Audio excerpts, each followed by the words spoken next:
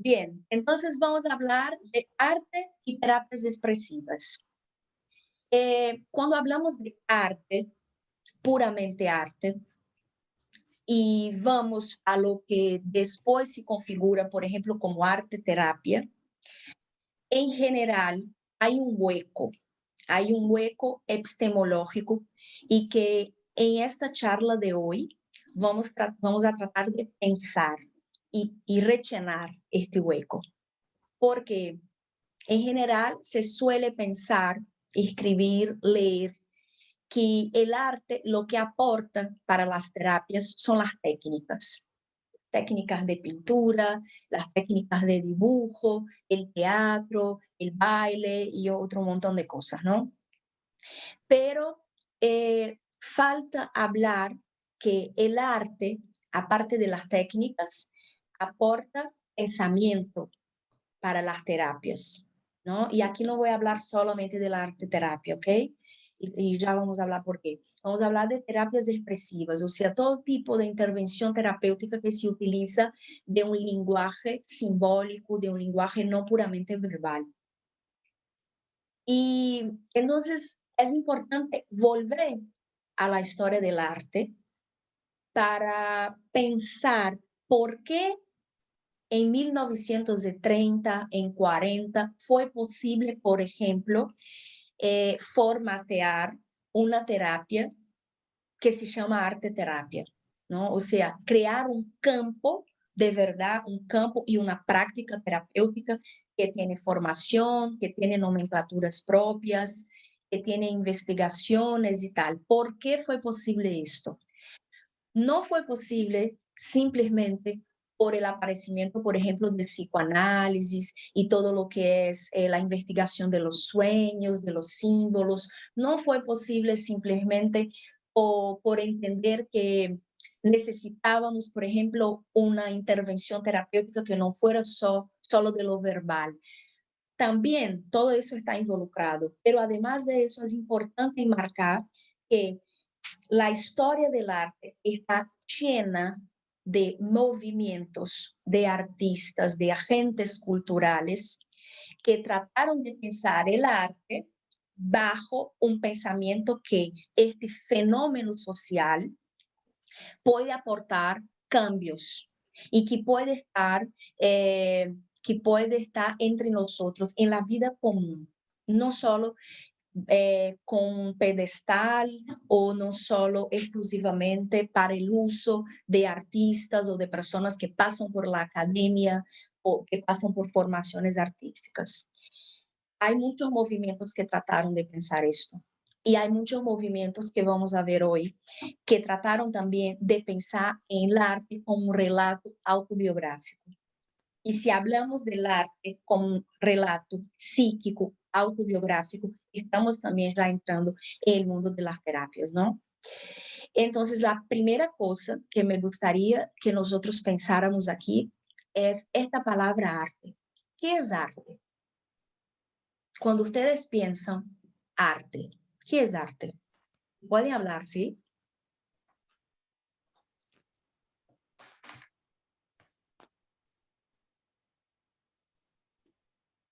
Es difícil, ¿no? Para mí el arte es una expresión genuina del ser. Sí, impresión genuina. Bien. ¿Qué más?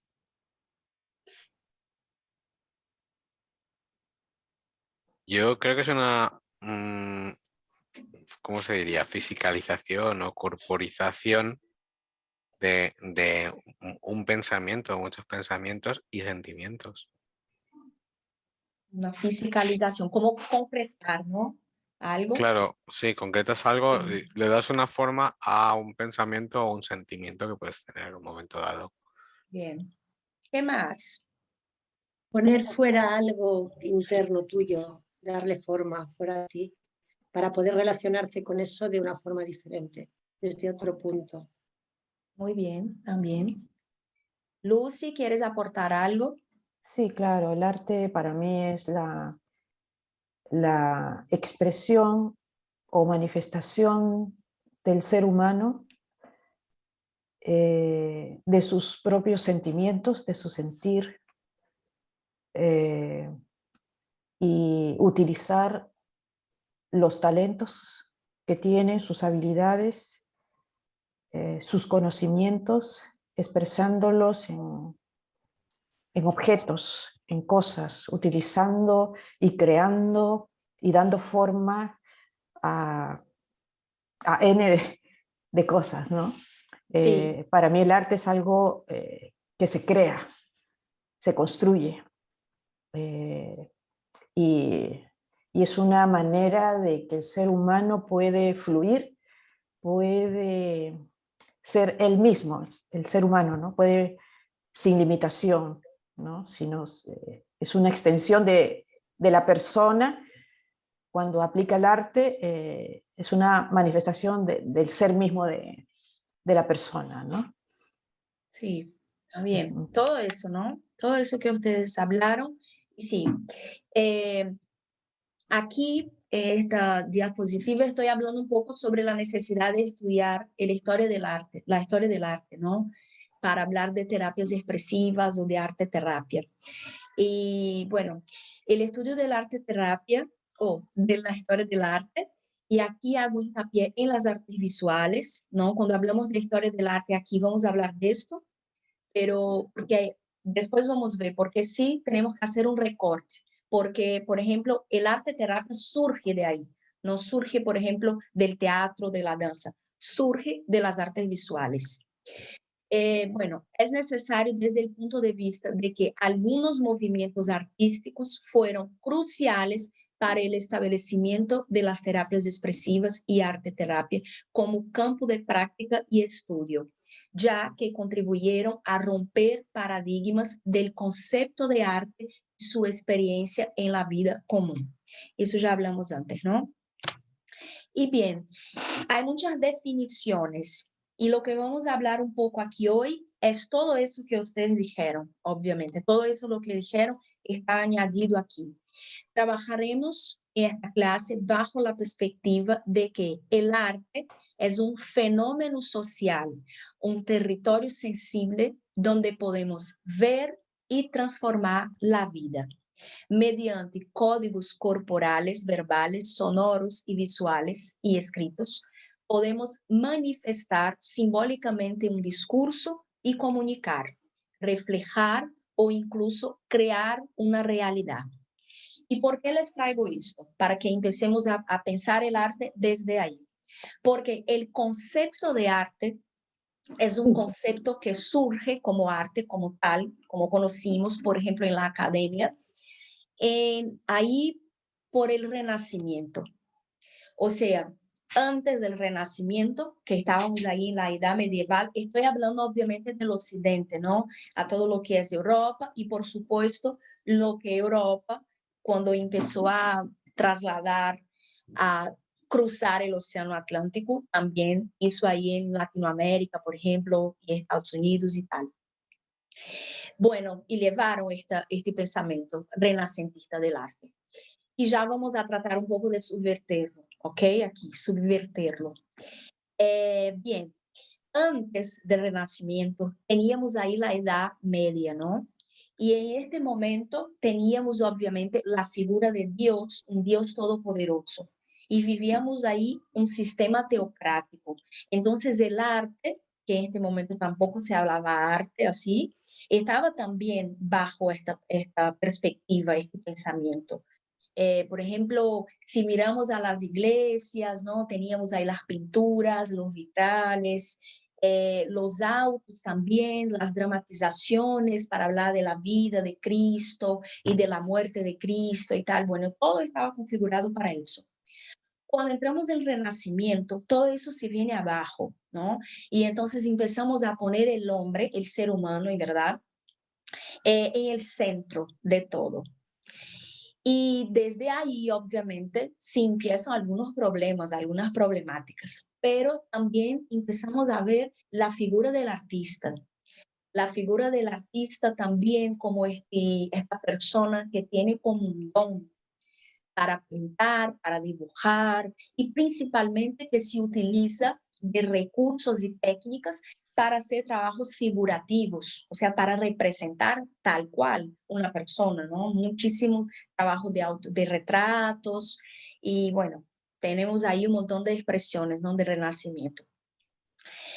Lo que pasa es que esta idea de arte como técnica, como algo bien acabado, sigue, pero sigue muchos siglos.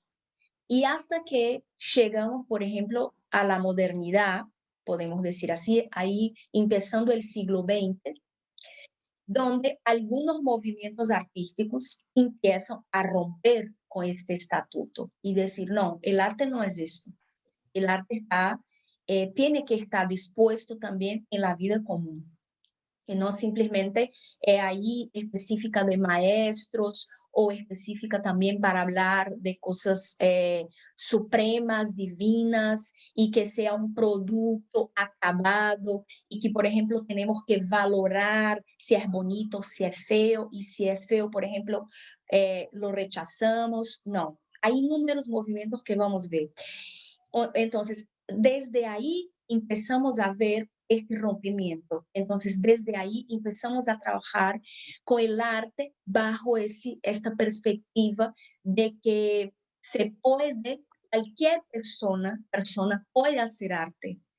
Por eso que ustedes ya hablaron, por ejemplo, la expresión, sacar fuera, poner forma en emociones y no sé qué y tal.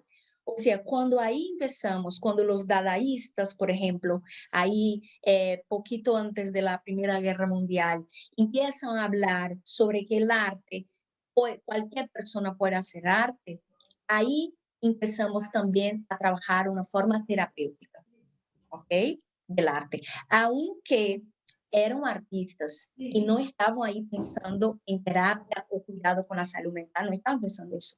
Pero lo que quiero aportar aquí es que ustedes perciban que el propio campo del arte también aportó este pensamiento para las terapias. No solo el campo de la psiquiatría, de la psicología, o sea, es un trans.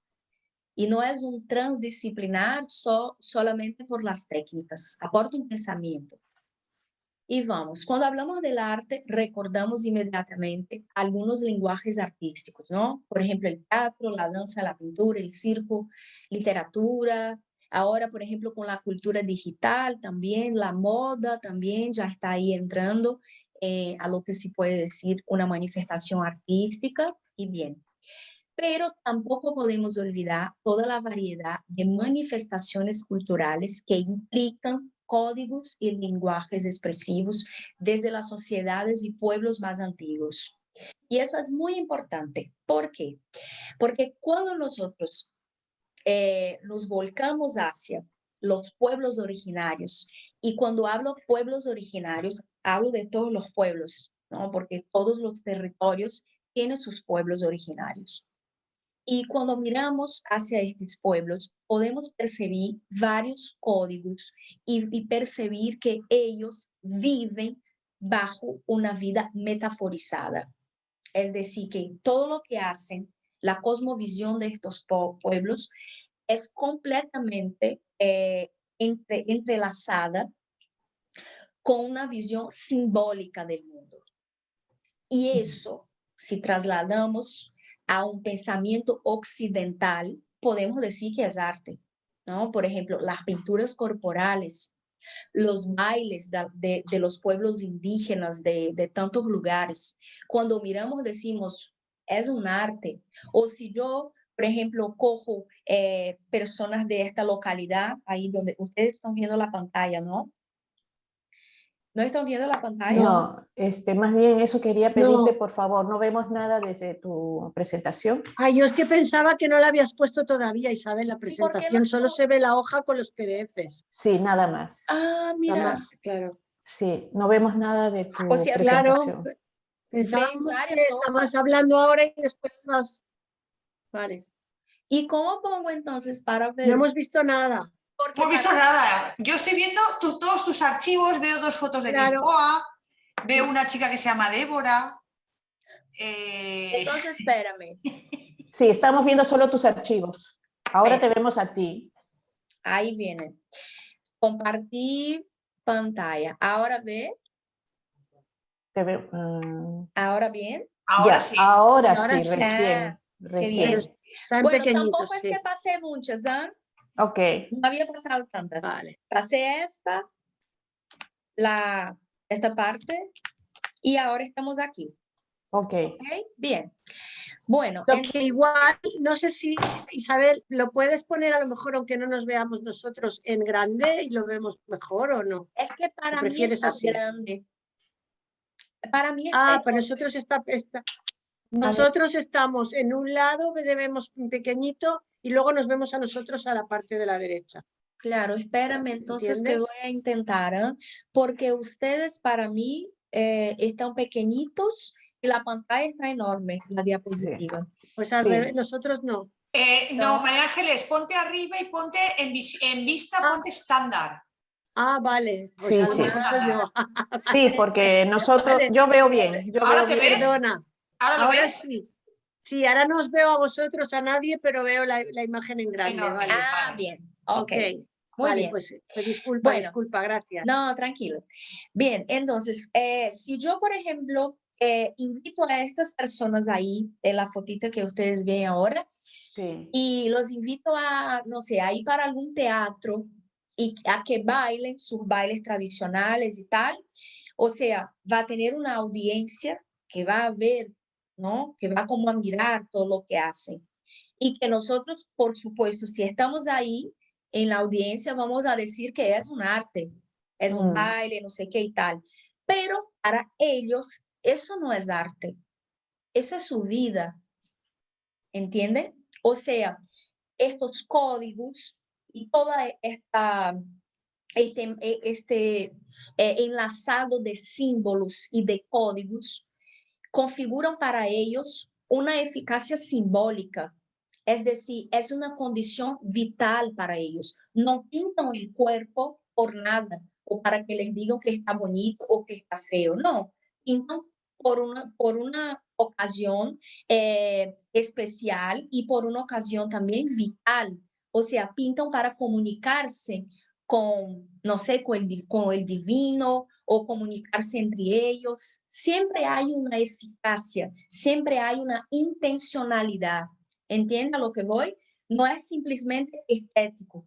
Sí que la estética es importante, principalmente en un proceso terapéutico, ¿no? Pero no es importante simplemente la valoración, porque cuando hablamos de estética en general, podemos pensar feo o bonito, y no es esto. La estética para ellos tiene más a ver con sentido sensorial. O sea, si yo tengo si estoy dotada de un sistema nervioso, si tengo posibilidad de utilizar mis sentidos todos, puedo crear, puedo sentir el mundo, puedo percibir el mundo. Y no percibo este mundo simplemente con sentido, con el ojo o con el... No, percibo con todo. Entonces, por eso las pinturas corporales, por eso bailo, por eso canto, y hay los cánticos, y hay la disposición de las casas, por ejemplo, en los pueblos indígenas de Brasil, si tú vas a una comunidad más tradicional, las casas son dispuestas en círculo, o sea, el elemento circular es algo extremadamente importante para ellos porque se pueden mirar a todos y porque el círculo es como una geografía divina para ellos. Perciben el círculo en todas las manifestaciones de la naturaleza. Por ejemplo, la luna, el sol es un círculo, las flores, el ojo, ¿no? La pupila, bueno, o sea, todos estos símbolos, estos códigos, no están ahí dispuestos para que una persona valore si es feo o si es bonito, o para que una persona mire, no, pero más bien que las personas participen del baile y de las pinturas corporales, porque todos ellos que ahí están participan y bailan y hacen todo, ¿no? O sea, es una condición simbolizada de lo que ellos piensan ser la vida, de la manera como ellos interactúan con los registros naturales, por ejemplo, con la lluvia, con el trueno, y bueno, y con todo lo que sea natural, ¿no? Con el río, el pescado, porque tampoco es que los animales están bajo ellos. Porque para nosotros, que somos occidentalizados, sí tenemos esta pretensión, ¿no? Que somos los seres humanos y que somos mejores que los otros animales. O sea que para estos pueblos no, la piedra tiene la misma importancia que ellos. Y bien, o sea, lo que quiero contar y compartir con ustedes es este pensamiento de que cuando pensamos en arte, hay que pensar que el arte no es simplemente algo para valorar si es bonito, si es feo, si está acabado o si no, o si falta por hacer. No, no es esto.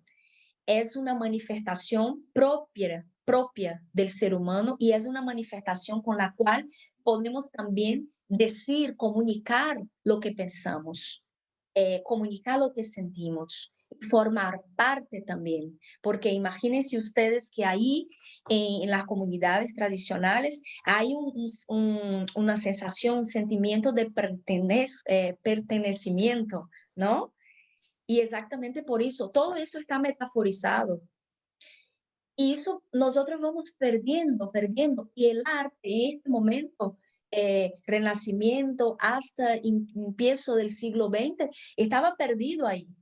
Y hay que retomar, hay que estar volviendo a este lugar donde el arte es una condición vital para nosotros, es una condición vital. Y eso se asemeja también, y es importante que hagamos el link con la psicoexpresión, por ejemplo, ¿no? Que creo que ustedes tuvieron clase mes pasado también sobre la psicoexpresión, sobre el modelo psicoexpresivo y tal. Entonces, está todo conectado, no está desconectado.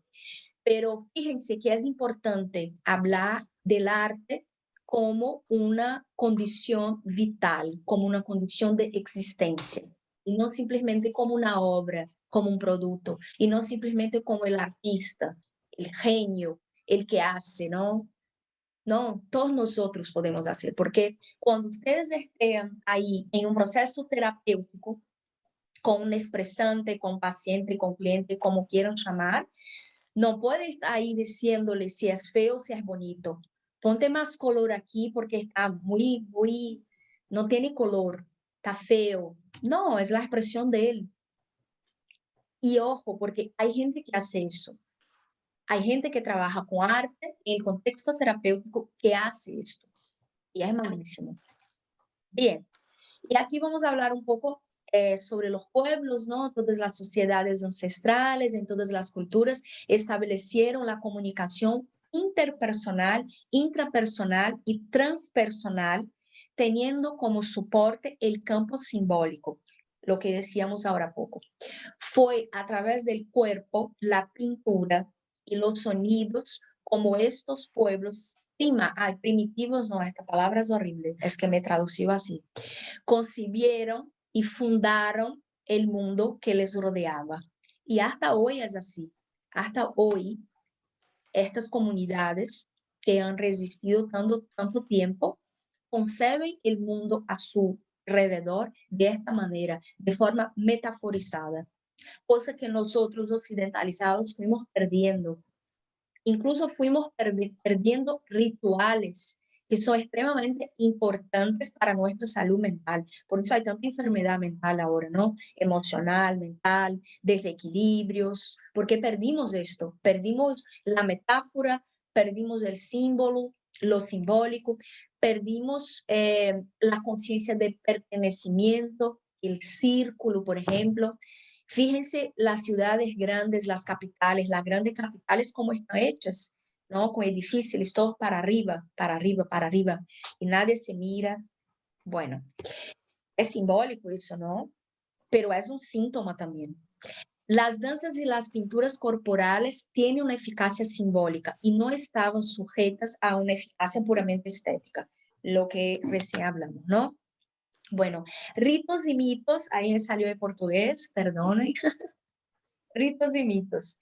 Y puse que el ser humano es narrativo y simbólico. Claro, por supuesto. Llegamos hasta aquí, hasta 2021, porque una primera persona, una primerita ahí persona de nuestra especie, empezó a contar su historia. ¿A contar su historia cómo? ¿Por el habla? No, por las paredes, por las pinturas rupestres, ¿no?, que tenemos hoy, ahí en varios sitios de todo el mundo. Cada día se descubren nuevas, ¿no? O sea, alguien quería comunicar algo. Entonces, esta capacidad metafórica, esta capacidad de narrativa que tenemos nosotros, es también lo que nos hace únicos, es también lo que nos hace lo que somos. Y la expresión artística como una condición de existencia, que eso estamos hablando desde el empiezo y vamos a seguir hablando hasta el final de los tiempos. El mito, y ahí vamos a entrar un poquito para hablar sobre los mitos, sobre ritos, incluso eso hay material en el campus virtual también. El mito cuenta una historia sagrada, relata un acontecimiento que tuvo lugar en el tiempo primordial, el tiempo fabuloso de los comienzos. Acontecimiento que tuvo lugar en el tiempo primordial, el tiempo fabuloso de los comienzos.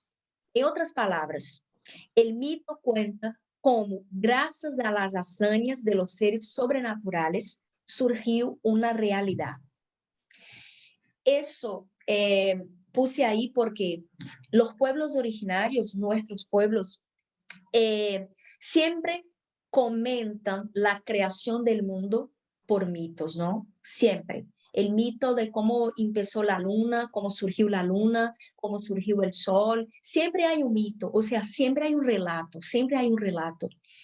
Y esta capacidad de hacer la narrativa, y no solo la capacidad, sino que esta modalidad de contar el mundo, de contar la vida desde el mito, fue estudiada por varios antropólogos y varios otros estudiosos para saber qué tipo de eficacia había ahí en los mitos.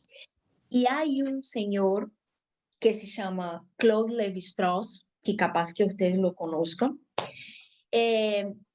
habló de esta idea de eficacia simbólica. Y eso es muy importante para nosotros, ¿no? Terapeutas expresivos, arteterapeutas y tal. Porque Lévi-Strauss trabajó ahí en Panamá, en América Central, con los pueblos Kuna. Fue a visitar los pueblos Kuna, que son pueblos originarios de esta región.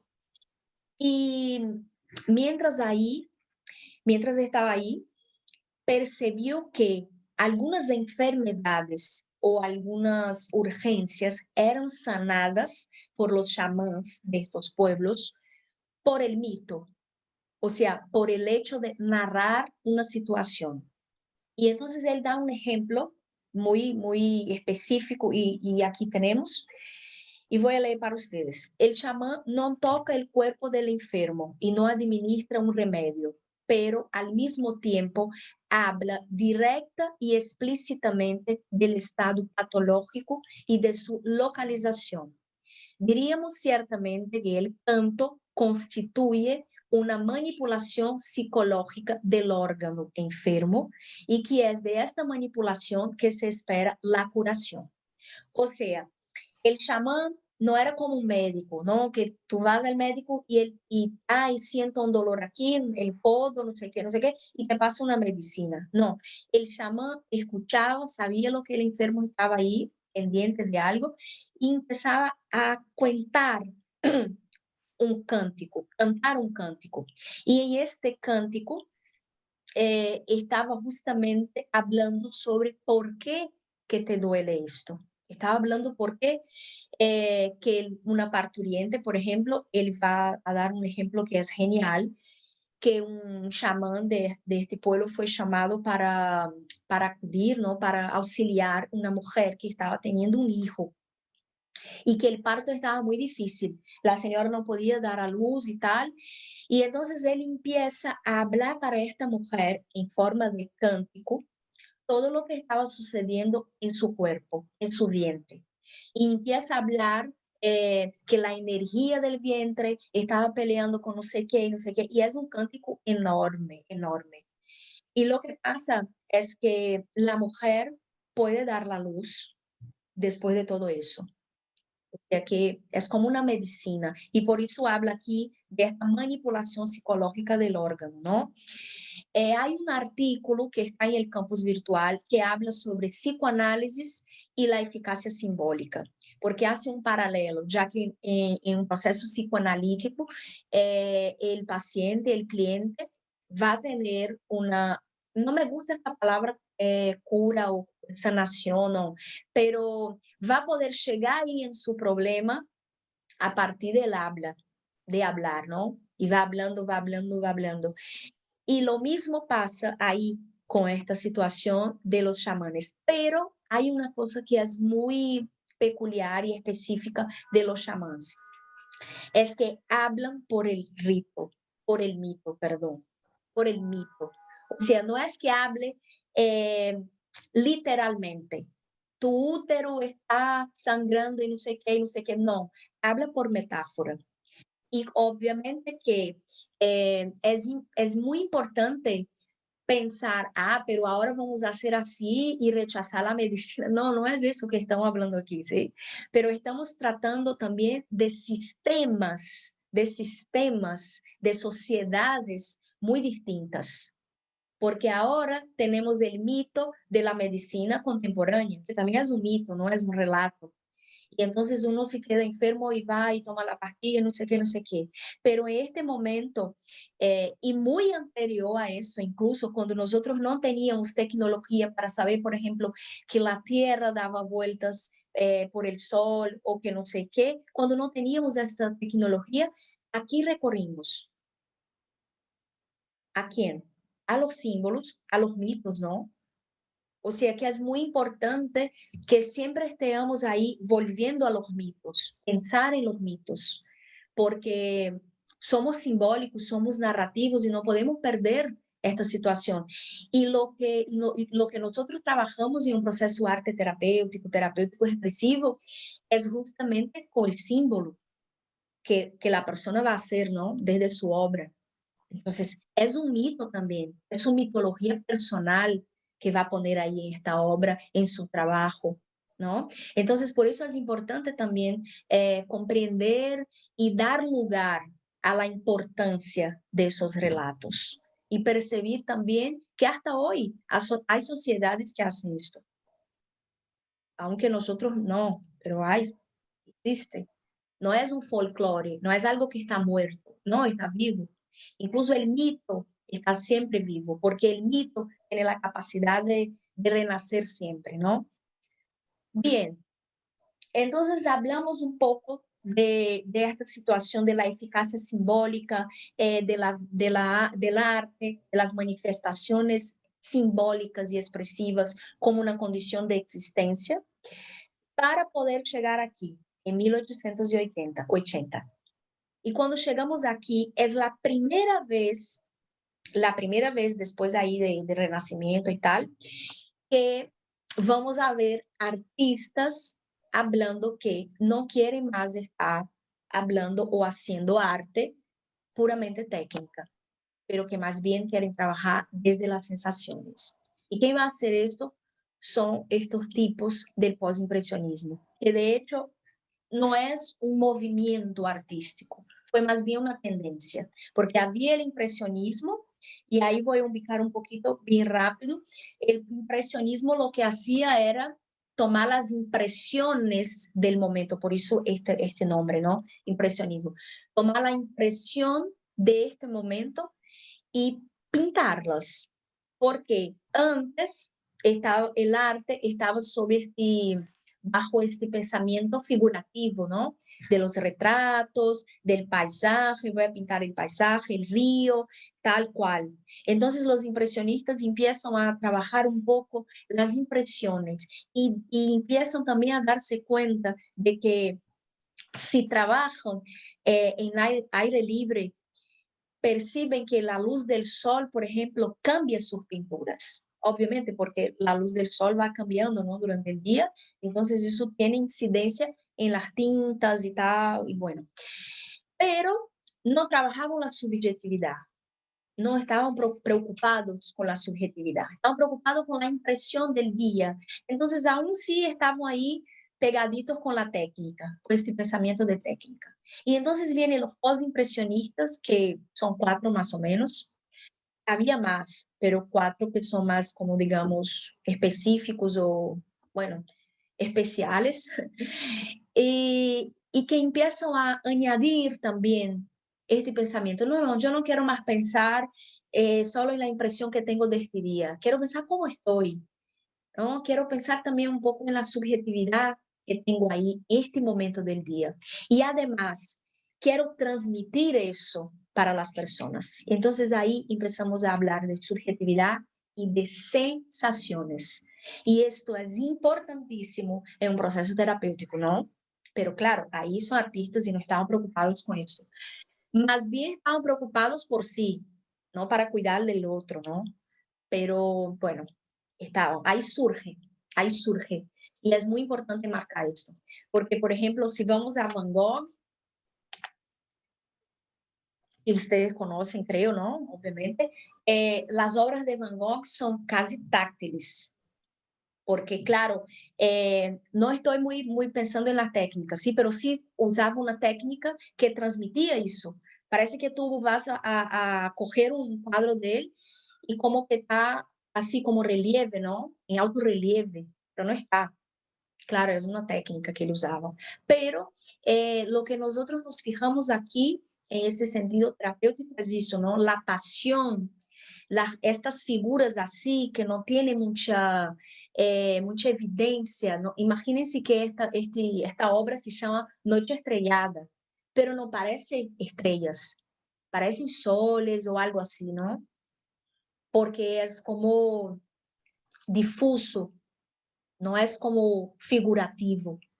Ahí hay un quiebre. Si tú, por ejemplo, trabajas con personas en condición de esquizofrenia, eso pasa mucho, porque no tiene el figurativo como tan, así, como digo, refinado, ¿entiendes? No trabajo desde lo figurativo, trabajo más bien así, como algo borroso, con muchos colores o con colores fuertes. Y si eligen un color, es fuerte, es borroso, en fin, tiene este rasgo.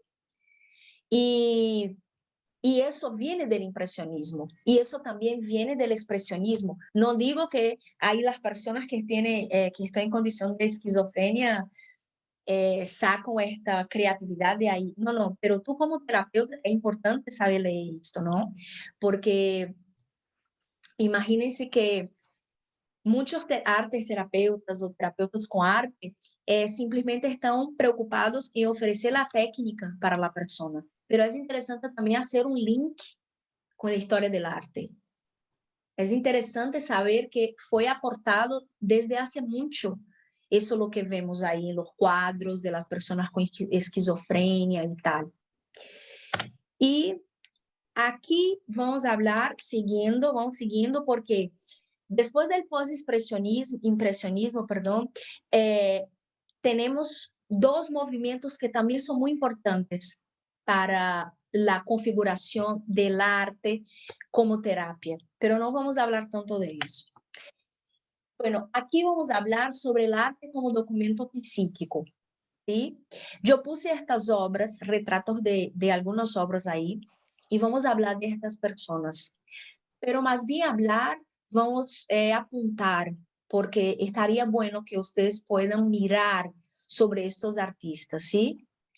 Porque son todas personas que tuvieron a su momento diagnóstico de esquizofrenia o algún diagnóstico patológico, psíquico grave, y que, sin embargo, dejaron muchísimas obras, dejaron como un gran aporte así para nosotros que estudiamos arte en terapia, desde los signos que planteaban, los signos, los símbolos, y desde lo que hablaban también sobre sus propias obras. Porque el proceso de arte en terapia es importante también porque da la oportunidad de que la persona sea protagonista, ¿no? De sí, No es que el terapeuta está ahí como hablando lo que significa, porque tú pintaste esto, es porque tú tuviste una familia así. No, eso no tiene nada que ver con arte terapia, con terapia expresiva, porque nosotros no estamos interpretando como Sherlock Holmes lo que es una obra de una persona. Ella tiene que significar su obra, ella. Bueno, y entonces al final del siglo XIX, sí, XIX, y empiezo del siglo XX, tenemos algunas referencias bibliográficas y referencias de profesionales que estaría muy bueno que ustedes puedan buscar, ¿sí? Que básicamente son psiquiatras y que son psiquiatras que también eran historiadores del arte. Entonces, fíjense que más una vez hay aquí una transdisciplinaridad, ¿no? Y el primero es este hombre, aquí que tenemos, no me anda el mouse, pero bueno, que se llama Walter Monge-Halle. Este nombre no hace falta que sepamos, ¿no? La pronuncia correcta. Si quieres te lo pronuncio yo. ¿Cómo? Que si quieres te lo pronuncio yo. Ay, por favor. Walter Monge-Halle. Y con esto lo dejo. Ahí. Por ahí vamos, Luis. Bueno, Walter es muy importante porque aparte de ser psiquiatra, era un historiador del arte y está ubicado aquí, creo que nació en Suiza, si no estoy engañada. Y él ahí, en este momento del cambio del siglo, empieza a trabajar con un enfermo, vamos a llamar enfermo, es horrible esta palabra, ¿no? Pero bueno, con un ser, una persona que tiene nombre y que vamos a ver su nombre de aquí a poquito. Empieza a trabajar con él porque este tipo aquí, Adolf Wolfi, tuvo una vida muy dramática. ¿Quieres pronunciar también este? Wolfi, porque la W es como una V. Ah, perfecto. Muy En bien. alemán. Wolfi. Tampoco sabemos si está correcto, porque creo que eran alemanes, no sé. Bien. Entonces, ese tipo, Adolf, vivió en un pueblo y tuvo una vida muy dramática, porque su padre, sus familiares, padre, madre y tal, tenían problemas con alcohol, con un montón de cosas, y él de hecho fue muy abusado por toda su vida. Y en determinada edad, que no sé si 18, 20 años, fue detenido porque me parece supuestamente, es lo que leemos, ha abusado sexualmente de una chica. Entonces, fue detenido y fue puesto también en un hospital psiquiátrico porque detectaron que tenía problemas psiquiátricos. Entonces, Walter empieza a cuidar de Adolf y él tenía muchas crisis, muchos brotes. Y Walter empieza a percibir que siempre que Adolf coge bolis, lápiz, tizas, se acalma. Entonces de ahí empieza toda la trayectoria de Adolf como un artista. Esas son pinturas de él, ¿sí? ¿Ustedes ven bien? Y fíjense la cantidad de información de sus cuadros. Es como pasar una hora en un cuadro, mirando y observando. Y claro, obviamente tiene siempre una cuestión religiosa. Eso es una característica también, vamos a ver en otros pacientes. Aquí también.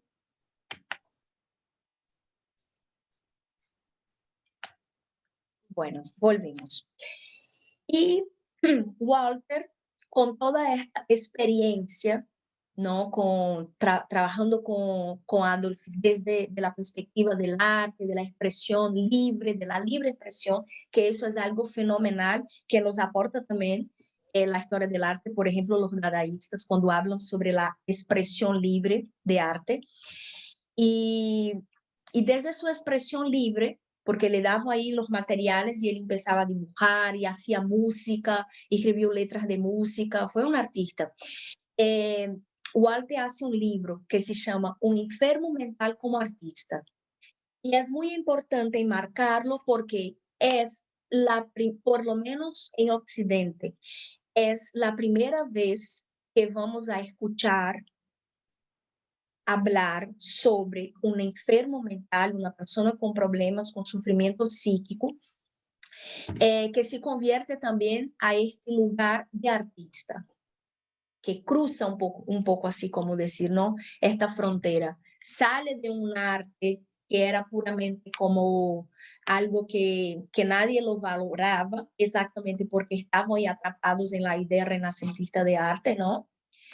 Sale de esto y ultrapasa como, no, es un artista.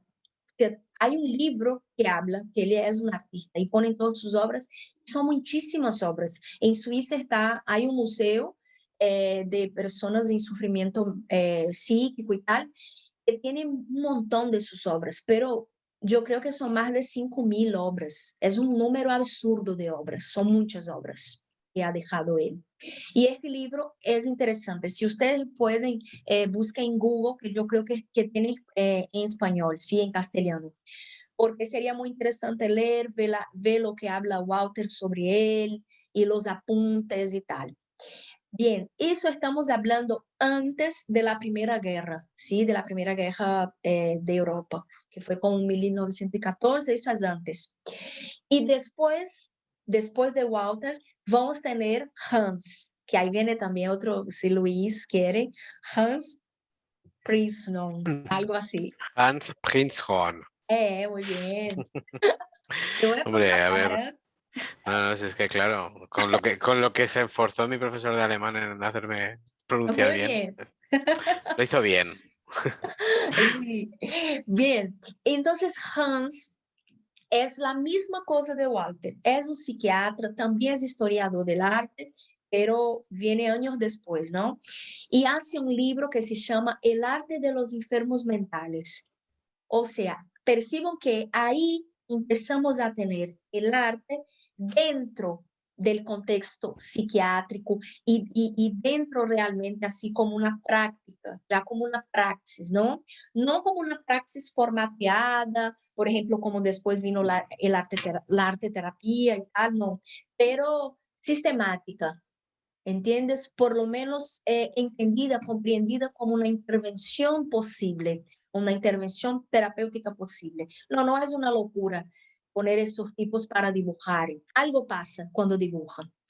Entonces, Hans también hizo el mismo camino y trabajó en un hospital psiquiátrico y hizo un libro. Este libro también ustedes pueden encontrar en castellano, El arte de los enfermos mentales.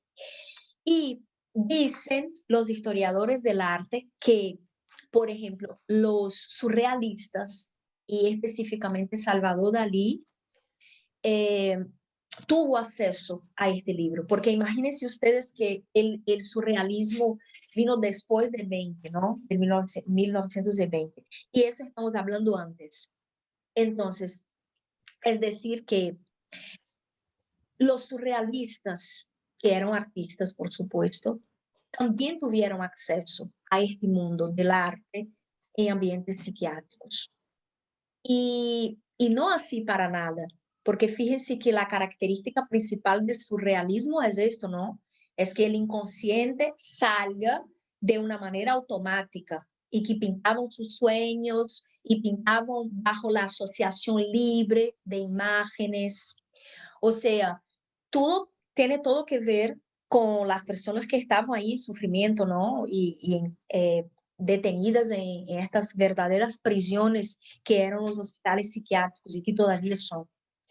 Y bien, entonces tiene una influencia, Hans tiene una influencia en los surrealistas. Y ya vamos a ver también un poco sobre esto.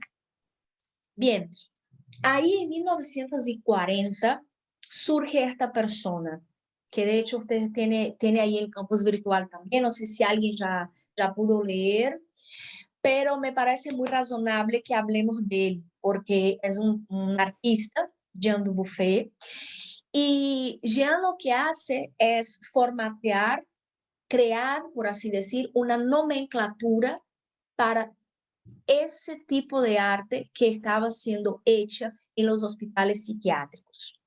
Bueno, es polémico, ¿eh? Es polémico este tema, porque hay gente que dice, no hace falta la nomenclatura, es arte. Pero imagínense que estamos hablando del 40, de 1940. Entonces, si venimos de una tradición donde el arte solo puede hacer artistas, es muy razonable que un artista pueda romper esto, hablando, aportando una nomenclatura para la expresión estética que estaba siendo hecha por estas personas, ¿no? O sea, yo también no sé, aún hoy no sé si estoy de acuerdo, pero es importante nombrarlo, es importante. Y bien, fue una expresión utilizada por Jean Dubuffet en la década de 40 para comentar la producción artística de personas con intenso sufrimiento psíquico y institucionalizadas. Y él decía que la fantasía de poder crear desde tus impulsos, sin ninguna referencia, eso es creatividad pura. Porque para él era lo que estas personas que estaban ahí hacían, ¿no? Creaban desde sus propios impulsos, sin referencia, obviamente, claro, ¿no? Imagínense que las personas que ahí estaban no tenían acceso a escuelas de arte o a dadaísta, surrealista, Van Gogh o qué sé yo, no sabían esto. Entonces, ¿de dónde venía? De la creatividad pura, ¿no? El modelo psicoexpresivo, vamos a decir que es la psicoexpresión, ¿no? Pero bueno. Entonces es importante hablar de Jean Dubuffet, porque es un artista y que pone ahí nombre y fecha en estas expresiones que estaban hechas ahí por estas personas, ¿no? Aquí también tenemos otro psiquiatra que es brasileño, de la década de 20, o sea, estaba ahí junto con Hans, pero del otro lado del océano, ¿no? Porque estaba en Brasil, que es Osório César. Y Osório César tenía la misma rama de pensamiento, psiquiatra también, historiador del arte, artista, porque de hecho fue pintor, también fue casado con una gran artista brasileña que es Tarsila de Amaral.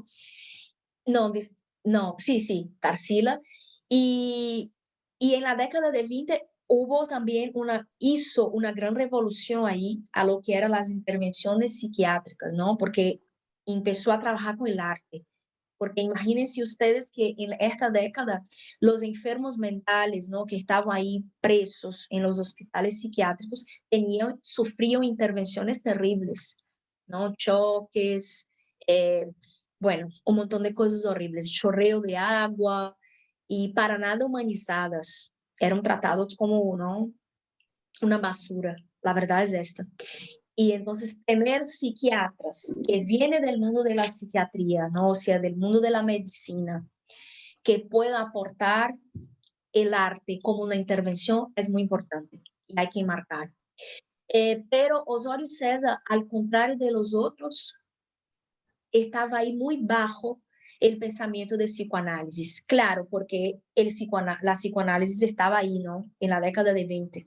Es cuando Freud empieza a hablar, no empieza a hablar, sino que habla del inconsciente, pero como una estructura, porque el inconsciente no es un concepto que viene de psicoanálisis, pero sí que Freud va a estructurar, ¿no? Entonces es importante porque todo lo que viene después, incluso la arte terapia, viene también bajo la perspectiva del psicoanálisis. Bueno, aquí es un artista también que ya había puesto ahí para ustedes.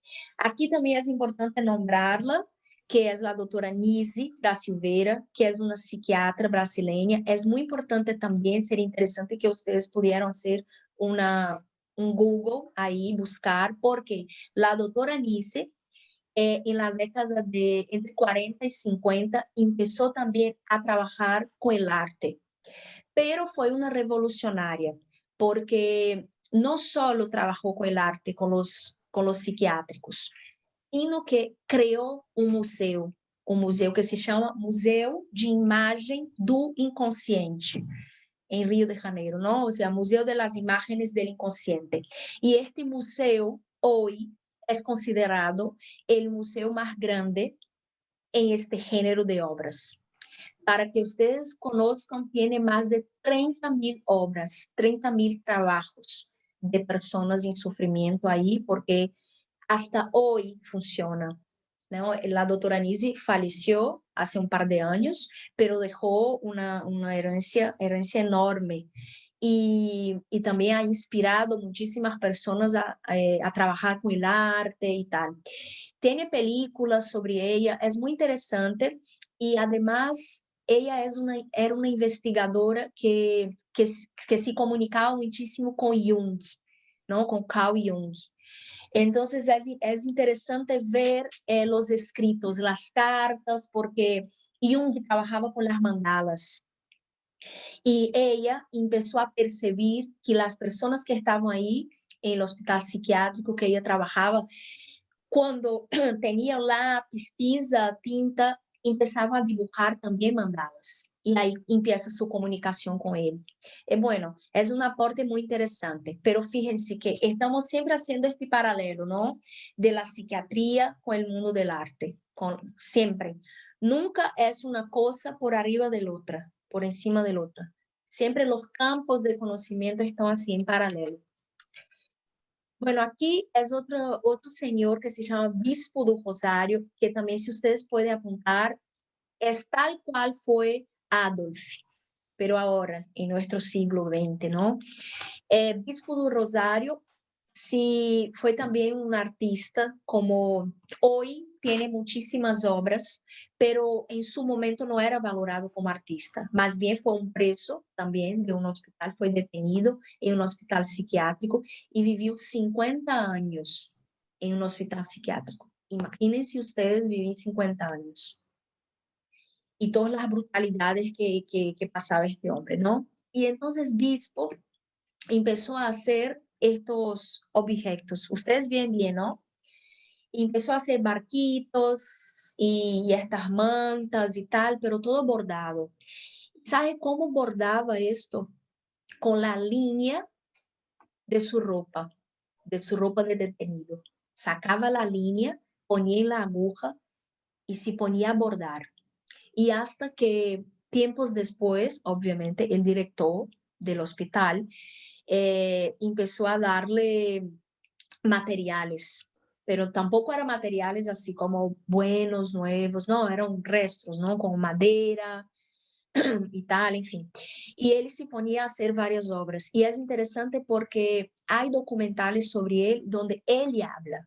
Y es importante escuchar lo que estas propias personas hablan, porque nosotros estamos como terapeutas siempre hablando sobre estas personas, ¿no? Pero es importante escucharlas. ¿Qué hablaba Bispo? ¿No? ¿Por qué creaba eso?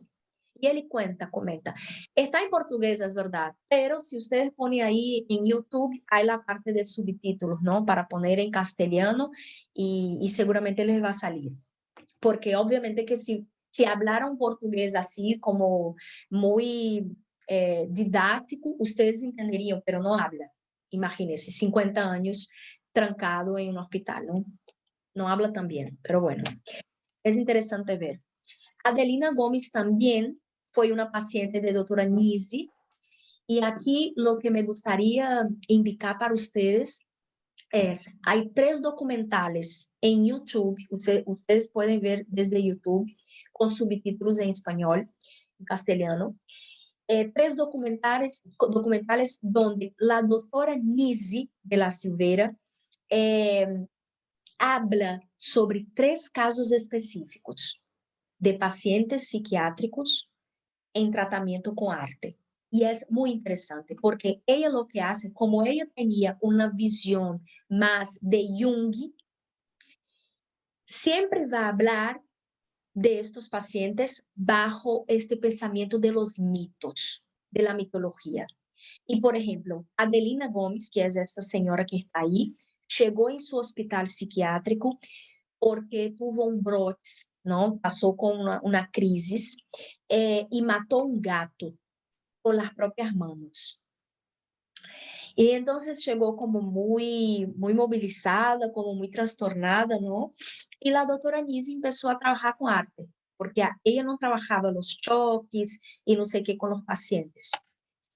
Y hace un documental simplesmente hablando desde la primera obra de Adelina cuando llega hasta su última obra.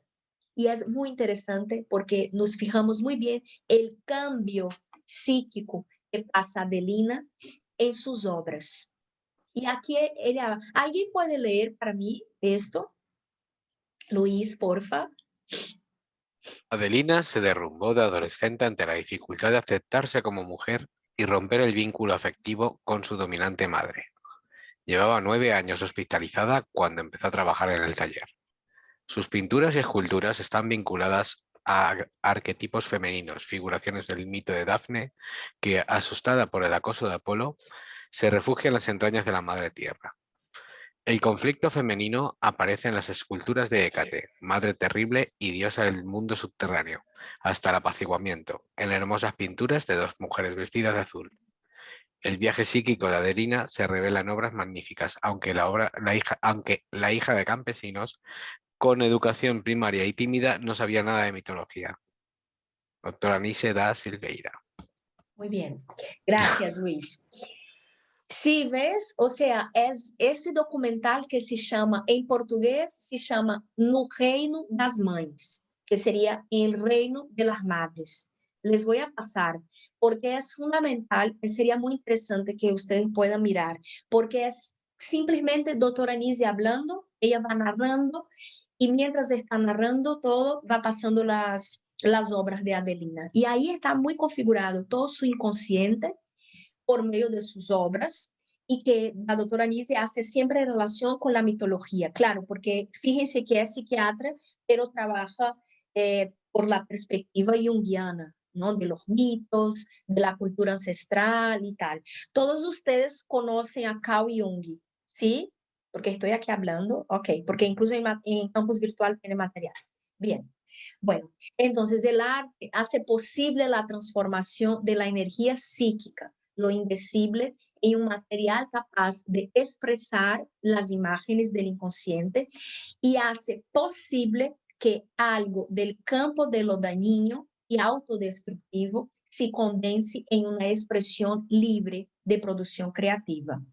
O sea, la doctora Nise y otros tantos, ¿no? Van a plantear que cuando una persona puede crear algo con sus propias manos, aquí estamos hablando de lo psicoplástico, simplemente, ¿no? Puede crear algo con sus manos, sea pintura, dibujo, escultura, todo lo que era la energía psíquica que pudiera hacer daño a esta persona se transporta ahí para su producto, para su obra, ¿no? Y eso hace con que esta persona pueda autorregularse.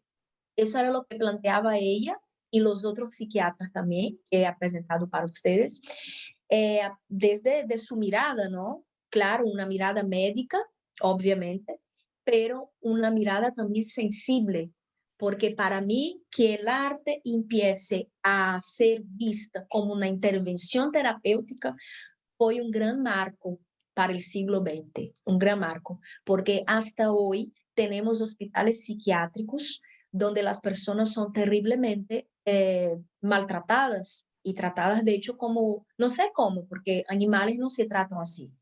Entonces, entender la potencia terapéutica, la eficacia terapéutica del arte es un marco para nosotros. Bien. Y aquí llegamos, por ejemplo, a hablar sobre arte-terapia, ¿no? Ya ahí más o menos en 40, toda la década de 40. Pero aquí estamos hablando de 2 pioneras que obviamente vinieron antes de esta década. Pero fíjense que hay, antes de hablar de ella, quiero hablar de esto. Hay factores que contribuyeron para el arte como terapia. La primera cosa fue las vanguardias artísticas del siglo XX. ¿no? Eso es lo que hablé antes al empezar esta clase. Todas estas vanguardias, surrealismo, dadaísmo, si ustedes quieren pueden apuntar también para buscar, ¿no? Porque hoy no vamos a ir como detener atención en esto. Pero bueno, surrealismo, dadaísmo, el postimpresionismo también puede ser considerada, aunque no sea una vanguardia, pero estaba ahí. Todas estas vanguardias aportaron varios aspectos que son importantes para el arte como intervención terapéutica. Por ejemplo, el hecho de la autobiografía, de hablar de sí, del arte como un documento autobiográfico, del arte como un documento psíquico. Eso las vanguardias hicieron, porque a partir del momento que negaron esa cosa figurativa y empezaron a hablar sobre su subjetividad, estamos hablando del relato autobiográfico, a partir de ahí. Y otras cosas, obviamente, ¿no? Que se mezclaron, porque, obvio, el surgimiento de la psicoanálisis también, porque cuando Freud empieza a hablar que ahí hay una región aquí, ¿no? En la cabeza, el inconsciente, donde están registradas nuestras memorias, y estas memorias van a ser importantes para toda nuestra vida, aunque nosotros no tengamos recuerdos literales sobre estas memorias, va a ser importante y de hecho nos va a guiar. Entonces, cuando él empieza a hablar de eso, incluso los artistas también toman este concepto del inconsciente y empiezan a trabajar, por ejemplo, el surrealismo, como hablamos antes, ¿no? Entonces, las vanguardias, psicoanálisis fue algo, y además el inconsciente se estructura por un lenguaje simbólico. Eso es puntual para el arte terapia, para el arte e intervenciones terapéuticas, porque trabajamos todo el tiempo con símbolo, ¿no? Y por supuesto con el inconsciente. Y el entreguerras, claro, porque por ejemplo, Europa pasó por dos grandes guerras, ¿no? Momentos muy, muy terribles. Y en estos entreguerras también hubieron países que explotaron guerras, por ejemplo, España, ¿no? Con la guerra civil y tal, 36 hasta 39. O sea, que era entre guerras también. El entreguerras fue algo que ha cambiado todos los campos del conocimiento, inclusive la psicología, las terapéuticas. ¿Por qué? Porque empezaron a pasar enfermedades que antes no. El post-trauma de guerra era una cosa que, por ejemplo, no tenía antes. Y ahora sí. Entonces, ¿cómo podemos cuidar de eso? Entonces empezaron a plantearse nuevas modalidades de intervenciones terapéuticas. Y ahí entra el arte, ¿no? Entonces, esos factores son muy, ¿cómo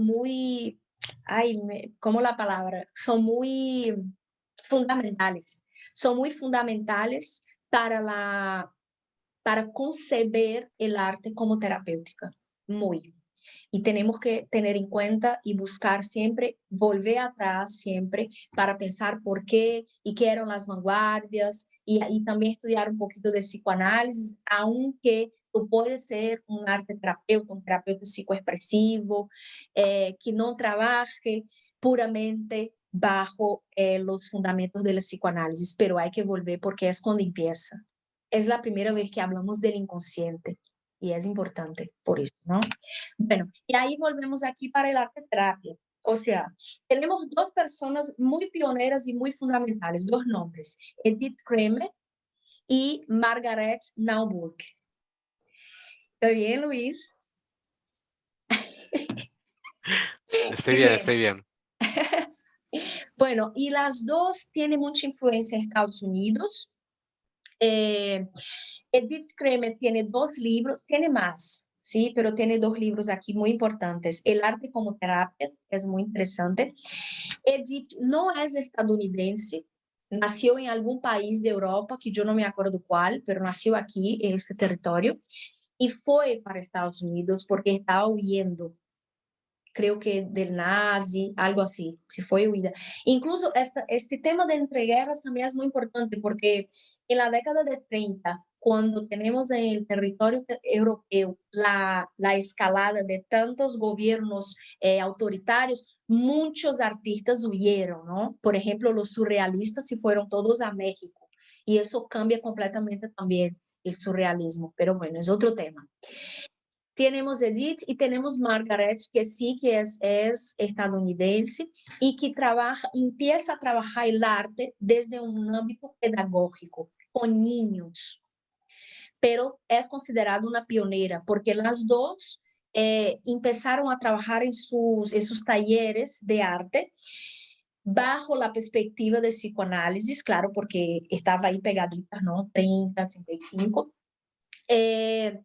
Empezar a trabajar con los niños, con adolescentes, Edith con personas en situación de demencia, ¿no? Personas mayores con situación de demencia, pero trabajar arte como intervención terapéutica. O sea, no estaban preocupadas en pastillas o, bueno, otras cosas. Estaban investigando el contenido y la eficacia terapéutica del arte. ¿Por qué una persona se pone a mejorar emocionalmente cuando dibuja y cuando habla de su dibujo?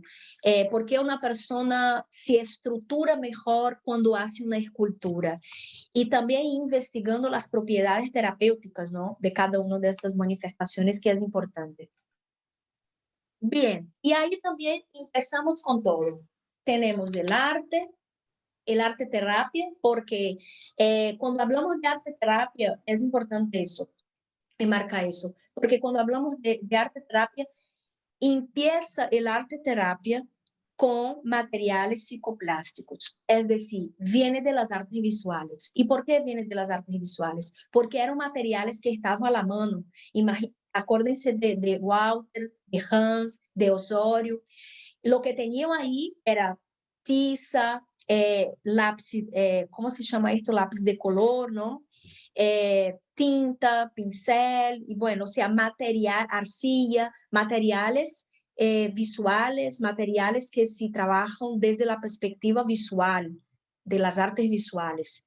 Ellos no pusieron las personas para bailar o para hacer una dramatización, no, empieza desde las artes visuales. Y por eso que las escuelas de arte terapia más clásicas siguen esta línea, trabajando con materiales psicoplásticos. Pero bueno, ahí es el arte terapia. Pero junto con arte terapia surge también otras terapias expresivas. La danza terapia, por ejemplo, con esas dos chicas, señoras chicas, y que también, por ejemplo, Marian Chase trabaja con danza y psicoanálisis. Pero Mary Whitehouse va a trabajar desde la perspectiva junguiana, ¿no? Psicología analítica. Claro, porque aquí ya podemos, Jung ya había se separado, ¿no? De Freud y ya estaba ahí desarrollando lo que más después llamó de psicología analítica. Y es muy interesante porque Mary, por ejemplo, va a bailar, va a trabajar el baile y el cuerpo desde la perspectiva mitológica. Y es muy interesante también. Tiene materiales sobre ellas ahí en el campus virtual. Y también, por supuesto, tenemos la danza, las artes visuales, pero vamos a tener teatro terapéutico con Moreno, que es psicodrama, ¿no? Entonces, Moreno, que hace todo un diálogo con Freud también, empieza a desarrollar una práctica, un método terapéutico que tiene todo que ver con el teatro, más bien con la dramatización, con el uso de máscaras, con el uso de los roles, y estructura el psicodrama, que es un método enorme y que es un método que tiene formación propia, pero bajo también esta perspectiva expresiva, esta perspectiva también de que no basta con hablar, que una persona llegue ahí para el terapeuta y hable, no.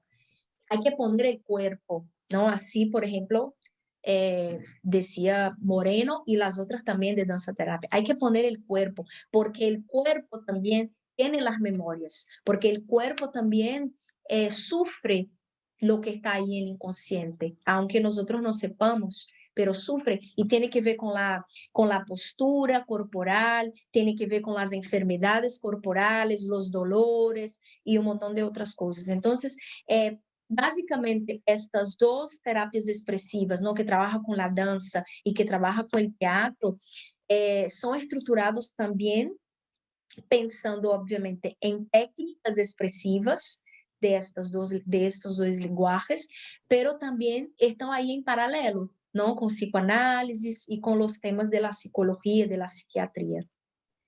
Y surgen también en este momento, entre guerras.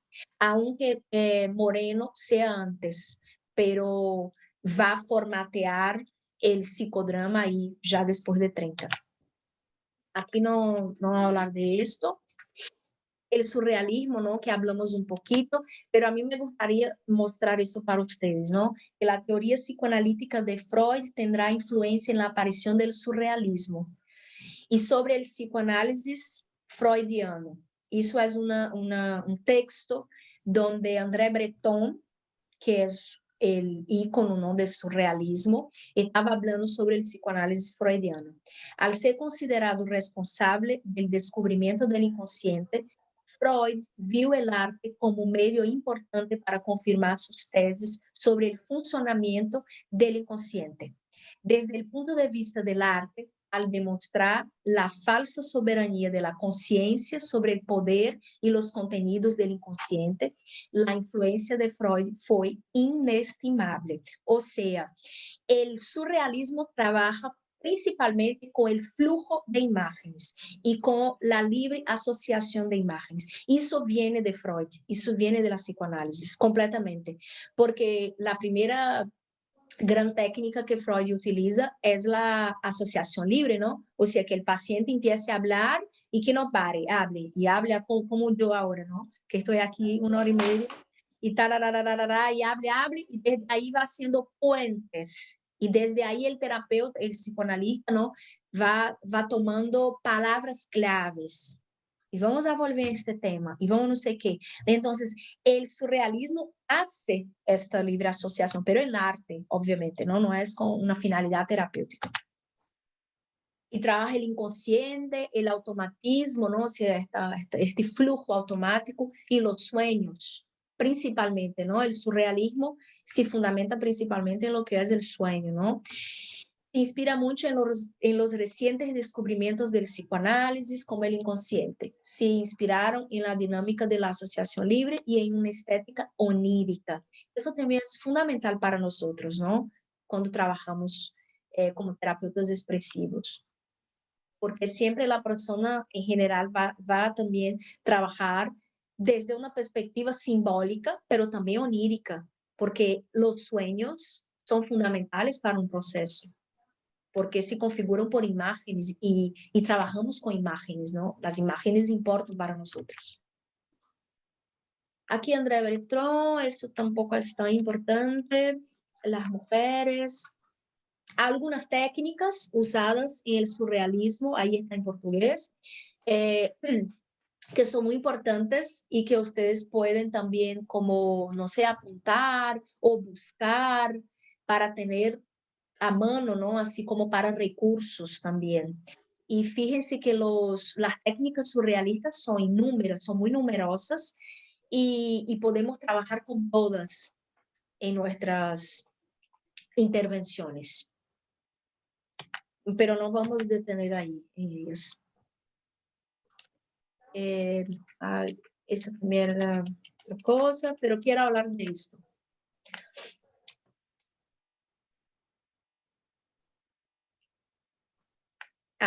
Ahí hay un momento de... Disculpa si te interrumpo. Sí. ¿Podemos obtener el PDF en algún momento? Sí, claro, sí. ¿Sí? Voy a Vale. disponer ahí, voy a subir al campus virtual. Genial. ¿Sí? Para ustedes. Gracias. Sí. Lo que me gustaría hablar por último, ¿dónde está? Vamos a hablar de... Bueno, voy a empezar de aquí. Hay un movimiento que se llama Fluxus, que surge entre Europa y Estados Unidos, y que es un movimiento muy también importante en la historia del arte, porque justamente hace esto que está ahí descrito en la última frase, rompe completamente las barreras, las fronteras entre arte y la vida. Completamente. Los dadaístas empezaron a hacer esto. Los surrealistas hicieron un poco, pero Fluxus hizo eso a su extremo. Es decir, las obras de Fluxus, por ejemplo, aquí Yoko Ono, que ustedes todos conocen, ¿no? Obviamente que es una gran artista, no es simplemente la esposa de John Lennon, ¿no? Como mucha gente habla, es una gran artista y hizo parte de Fluxus. Y hay una obra de Yoko Ono, que es esta, que está en YouTube, ustedes pueden buscar para ver, donde ella se para ahí sentada, vestida, y a su lado tiene una tijera. Y el público lo que hace es coger la tijera y cortar su ropa.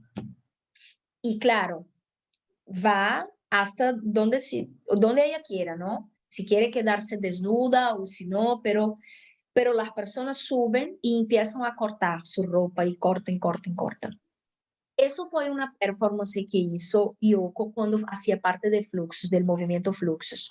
Y hay otra, a ver, que es de Alan Capro, que también es un artista que participó de Fluxus y es muy interesante Alan Capro, porque todo lo que él hizo, todo, absolutamente todo, está involucrado con la vida cotidiana. O sea que sus obras para este momento no eran consideradas obras. Imagínense esta, por ejemplo. Él se pone adelante de una chica en una silla y la obra es esto. Se pone a mirar y listo. Entonces, había también una provocación que estos artistas querían hacer con el mundo del arte, ¿no? Y era exactamente eso, decir que las actividades cotidianas, la vida común, la vida cotidiana, tiene que ser incorporada en el arte y vis a vis, porque el arte también tiene que estar incorporado ahí. Me interesa mucho también este movimiento y hablar para ustedes, porque ahí empezamos lo que hoy tenemos muchísimo en las obras de arte contemporánea, que es el uso del objeto cotidiano en el arte. Que si bien Duchamp ya tenía hecho eso lá en 1920, pero aquí se hace con más fuerza. Imagínense ustedes, aquí son las cajas Fluxus. ¿Qué eran las cajas Fluxus? Eran cajas donde ellos ponían varios objetos que recorrían de las calles. Era simplemente eso. Eso es puramente un trabajo terapéutico. Porque, por ejemplo, tenemos un cliente, un expresante, y podemos pedir a él que durante todo su proceso terapéutico, si tenemos como marcado, son 20 sesiones, son 25 sesiones, no sé, podemos pedir que tenga una caja y que va poniendo ahí en esta caja cosas, por ejemplo, que encuentre en la calle. Y un ejercicio puede ser hablar de lo que ha encontrado. ¿Entiendes? O sea, los artistas de Fluxus no hacían esto. No hacían, pero le interesaba subir al estatus de arte un objeto común. Y más bien que un objeto común, un objeto con memoria. Y claro, todos los objetos tienen memoria, ¿no? Y cuando hablamos de memoria, estamos hablando de un proceso terapéutico, porque la memoria remite a un relato autobiográfico. Entonces, Fluxus, ¿cómo radicaliza esto? De una manera absurda. Tiene obras muy absurdas, Fluxus, pero en este sentido siempre, de lo común, de lo cotidiano, de trabajar con lo que está ahí a nuestra mano. De bajar el arte de su pedestal, ¿no? Siempre. Y aquí tiene la apuesta por desplazar lo cotidiano en el espacio artístico, permite al espectador reflexionar sobre sus procesos perceptivos y acceder desde otra posición a objetos, actos y gestos que de otro modo pasarían desapercibidos. Y es eso también que una terapia hace. ¿no? Nosotros vamos a poner a esta persona a que juegue con objetos, con acciones, con su cuerpo, de una manera que pasaría desapercibida para ella. Un baile que podría ser solo un baile, pero que en una terapia puede ser un objeto de investigación. Bueno, criterios, ¿no? Los criterios ahí de los fluxos, que tiene todo que ver con también nuestro momento de hablar de terapia, ¿no? De arte terapia, lo que sea. La unidad entre arte y la vida. Eso es fundamental para nosotros.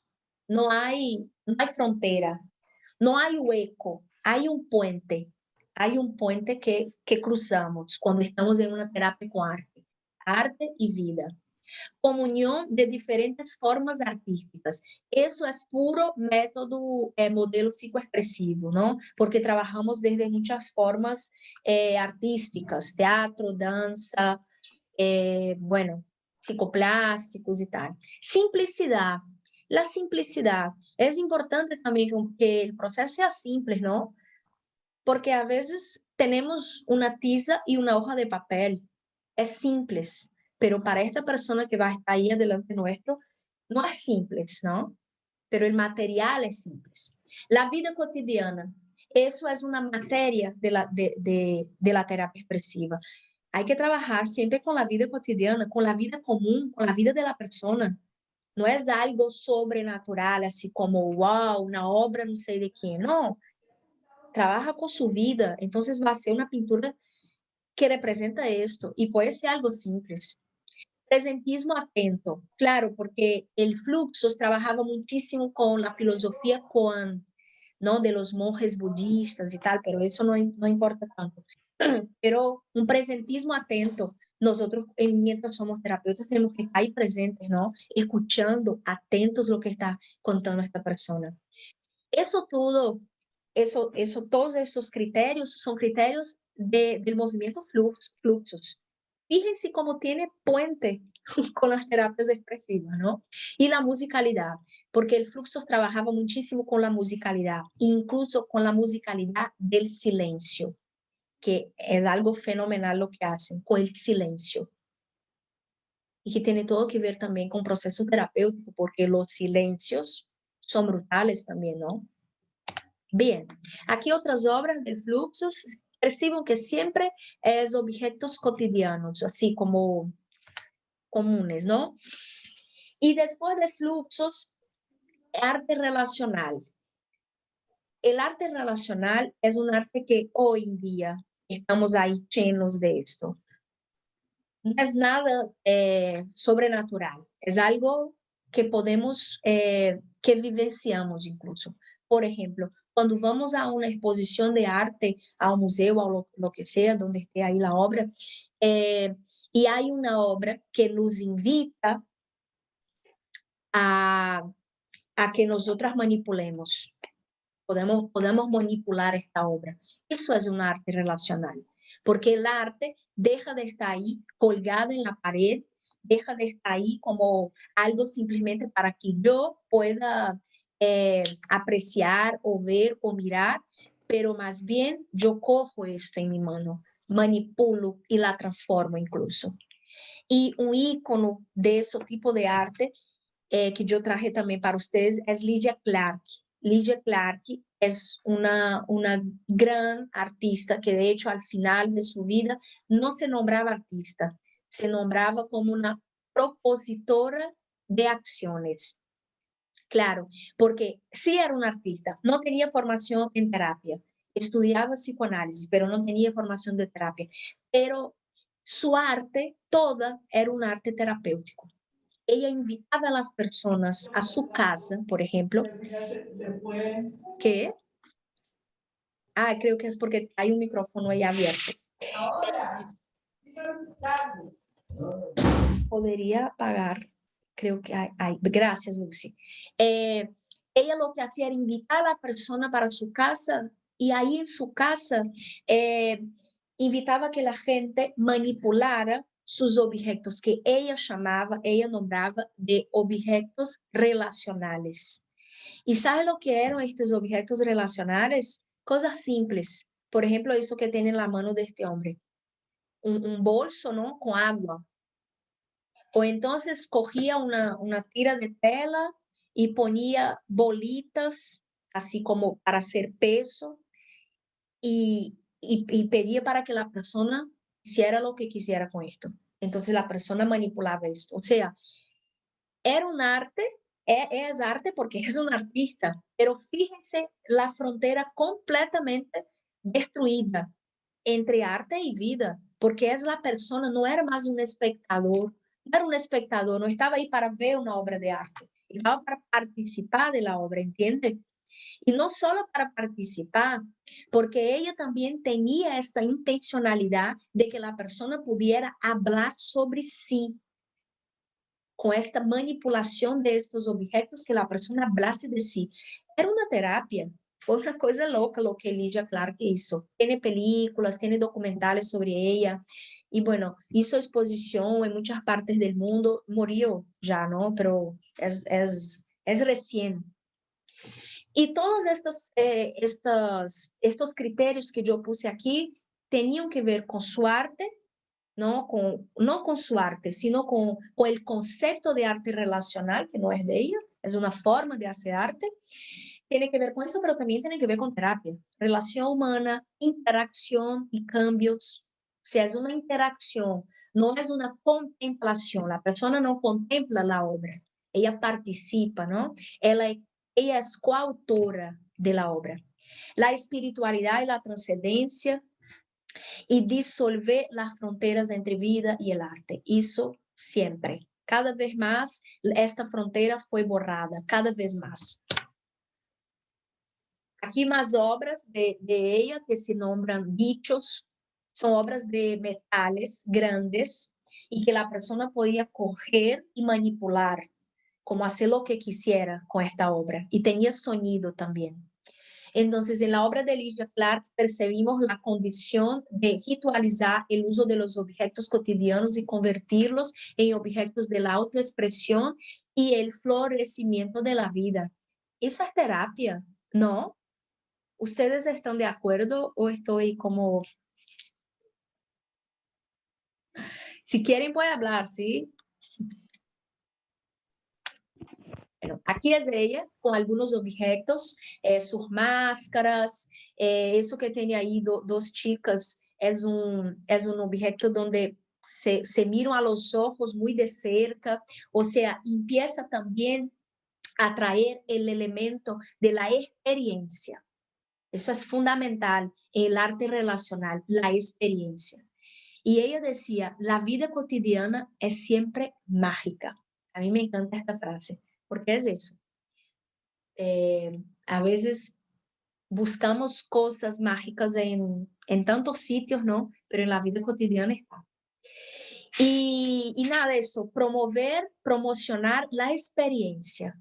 El arte relacional lo que hace es eso, promover la experiencia. Aquí otra artista que se pone ahí a sentar en un banco, en una plaza, y escribe, converso sobre cualquier asunto. Habla en portugués y en español también ella. Pero bueno, claro, porque ahora vi que aquí está en cualquier asunto. Y Eleonora Fabián se llama. Y eso es una obra que ella hace en distintas plazas del mundo entero. Ya viajó varios lugares y siempre pone su cartelito y se pone a hablar con la gente. Eso es terapia. Eso tiene todo que ver con terapia. Y habla cualquiera, ¿no? O sea, la persona sienta y tiene un libro, ella escribió un libro donde habla de las cosas que escuchaba, y escuchaba separación, muerte, pelea, un montón de cosas, ¿no? Bien, otro artista que trabaja con arte relacional, que es muy conocido también en el mundo del arte, Tiravanija. Él nació en Argentina, pero creo que fue criado ahí en Nueva York, algo así, como es un artista del mundo. Y hace trabajos completamente relacionales, trabaja con sopas comunitarias en sus exposiciones, como cocina sopas y la gente empieza a tomar la sopa y al final del plato siempre tiene un mensaje reflexionando sobre algún tema. Aquí era otro también, bueno, no importa tanto. Marina Abramović, ¿ustedes conocen? Marina Abramović es una artista, sí, es muy conocida aquí, ¿no? En el territorio europeo, es serbia, es viva. Yo recomiendo muchísimo que puedan ver sus obras porque es pura arte relacional.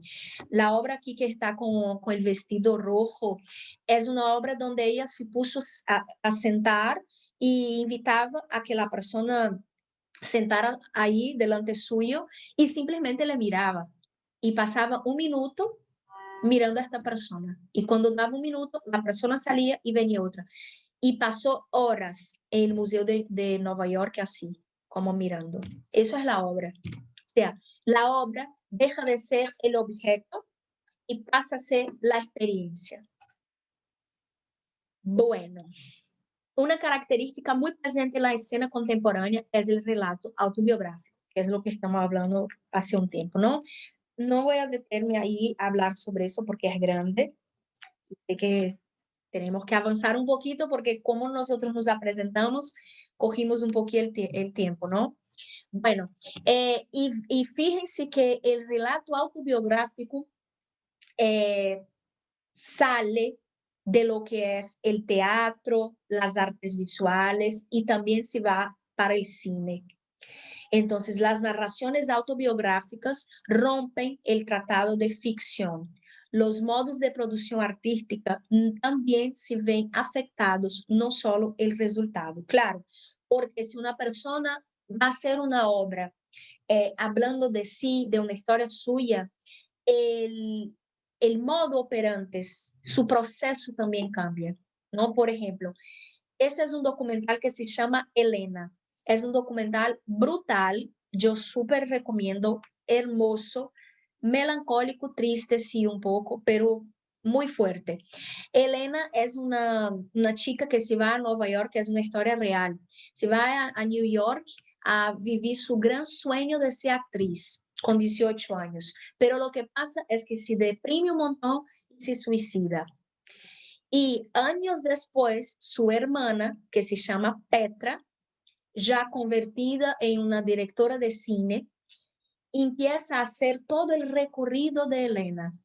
Lo que ella hizo, cómo volvió, qué pasó ahí, sus padres también. O sea, puro datos biográficos, autobiográficos, todos. Las tomas, imágenes, fotografías, todo. Los lugares por donde pasó Elena, todo. Ella reconstruye la historia de Elena, pero al mismo tiempo reconstruye su propia historia, ¿no? Porque es un rito de duelo lo que hace en esta película. Es un documental de verdad. Entonces, como que cambia el proceso también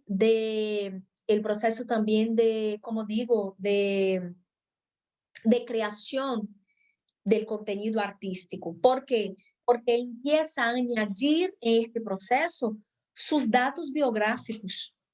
O sea, no es una película, tú no vas a ver ahí una película bonitita, así como con la luz siempre igual, con las tomas iguales, no, porque tiene sus tomas de su vida cuando era niña, sus padres filmaban con esta cámara que no es profesional, ¿entiende a lo que voy? O sea, cuando empiezas a trabajar con los relatos autobiográficos y el arte, ¿no? Digo, cambia el contenido de la obra, pero también cambia la forma de hacer esta obra. Porque, claro, no puede hacer nada si la imagen está como desgastada, va a seguir desgastada, porque es así la imagen, ¿no? Bien, aquí tenemos otras, no vamos a hablar mucho, voy a pasar simplemente, ¿sí? Tenemos aquí algunas artistas, algunas directoras y directores de teatro que hicieron al revés, trabajan aún hoy desde la perspectiva terapéutica para hacer arte y no desde la perspectiva artística para hacer terapia. Por ejemplo, biodrama. El biodrama es una metodología que utiliza material autobiográfico para poner de manifiesto aspectos teatrales de la vida común, creada por Vivi Tellas. Es muy interesante también, si ustedes quieren ahí fijarse en conocer, es interesante. Lo que ella hace es, coge varias personas y estas personas les empiezan a hablar sobre su vida, ¿no? Yo nací en Brasil, no sé qué, vine a España, no sé qué, y ahí, desde ahí, de esta gran aventura, saca algunos aspectos que son teatrales. Yo tengo un montón en mi vida y yo creo que ustedes también. Algo que podría ser una película. Entonces, eso hace Vivitelas. Pero lo que una persona va a ver en la puesta en escena es la vida de la persona. No es algo teatralizado, así como de mentira, ¿entiendes? Es la vida de la persona. Eso pasó, pero es tan absurdo que parece teatro, pero sí que pasó. Y trabaja puramente con objetos también autobiográficos, vídeos, fotografías, cartas, ropas, objetos. Pero fíjense, es una artista, no es una terapeuta. Ahí tiene. Aquí también tenemos otro, Augusto Boal, que ustedes tienen como referencia en el campus virtual, porque fue la persona que sistematizó lo que conocimos como teatro del oprimido. Y el teatro del oprimido es una técnica, es una metodología que fue creada por él para hacer que el teatro pudiera dar cuenta de insuficiencias de la vida social, pudiera denunciar las cosas que no estaban bien. Y eso era extremadamente político. Pero cuando Boal se traslada de América Latina, porque es brasileño, y se fue a Perú, Argentina, un montón de países de América Latina, y cuando vino a Francia, se depara con una cosa muy rara que no conocía, que son las enfermedades patológicas, pero causadas por el capitalismo. Porque el teatro del oprimido lo que hacía era trabajar estas insuficiencias, poner en escena para que la persona perciba que está siendo explotada, que está siendo oprimida y tal.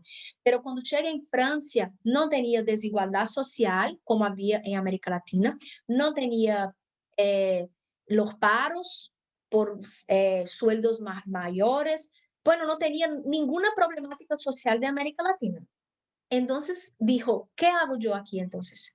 Y empezó a perceber que el índice de suicidio era enorme. Y empezó a percibir que la depresión era enorme. Y cuando empezó a recibir personas en sus talleres para trabajar, se dio cuenta que hay que trabajar también estas problemáticas, porque estas problemáticas también surgen de una opresión subjetiva, una opresión que está dentro. Entonces, así crea el arcoíris del deseo, que es su método de teatro y terapia. Ustedes tienen un módulo en el campus virtual. Y es muy interesante lo que hace. Y ahí habla toda su experiencia en Francia y después vuelve a Brasil y tal. Y son varias técnicas donde puedes trabajar estas opresiones subjetivas desde el teatro. Pero perciban, es un artista, no es un terapeuta. Es un artista, es un teatrólogo que se traslada al mundo de las terapéuticas. ¿Cómo viví, no? Un poquito. Bien, aquí hablo un poquito también sobre el teatro y tal. Aquí habla sobre las técnicas introspectivas del teatro del oprimido, lo que va a trabajar, ¿no? Dificultad de comunicación, miedo, soledad, en fin, son varios temas. El arcoíris del deseo es un conjunto de técnicas que podemos trabajar en este ámbito de las terapéuticas expresivas. Técnicas dramáticas, ¿sí? Porque viene del teatro. Ahí es Vivitelas. Aquí tenemos otro ejemplo de María Fuchs, que es de danza terapia, que es una artista. Fíjense que ahora estoy mostrando para ustedes artistas que se trasladan hacia el mundo terapéutico. María Fuchs pasó lo mismo. Es bailarina viva, tiene 98 años hoy, es argentina, y empezó a trabajar con niños con síndrome de Down. Y trabajando con los niños en síndrome de Down, percibió que el danza, que el baile, que la danza era muy eficaz, ¿no? Para la coordinación motora, para la propia percepción de estas personas, de su cuerpo, de su espacio, y empieza a sacar a sacar de sí misma el nombre de bailarina. y decía, yo no quiero ser, no soy bailarina, yo quiero hacer una danza creativa, pero una danza donde todos puedan danzar, todos puedan bailar. Y así cría el método Fuchs de danza terapia, que hasta hoy tiene escuela y en fin. Y aquí también vamos a terminar, ¿sí?